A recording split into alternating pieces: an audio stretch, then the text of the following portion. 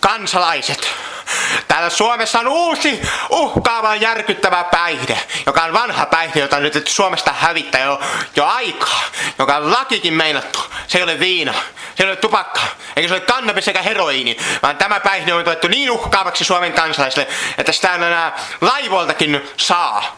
Tämä on hirvittävä myrkky. Katsokaa tätä, katsokaa tätä. Lakupiippu, kielletty hedelmä. Katsokaa, kielletty hedelmä. Oi mikä aine. Lakupiippu, lakupiippu, kattokaa mikä myrkyllinen. Oho, tämmöinen kielletty hedelmä, huhhuh. Katsokaa, tämä minun ystäväni, tämä kuvaa tämän hetki kun minä nautin tätä kauheata tuohon, katsokaa. Nämä aromit sekoittavat minun pääni! Katsokaa!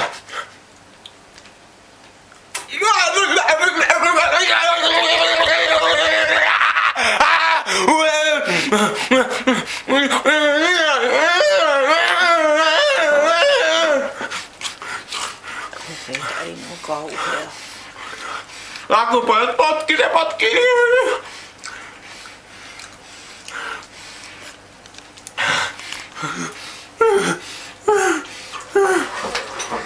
Nyt ymmärrätte, miksi lakupiippu pitää olla kielletty.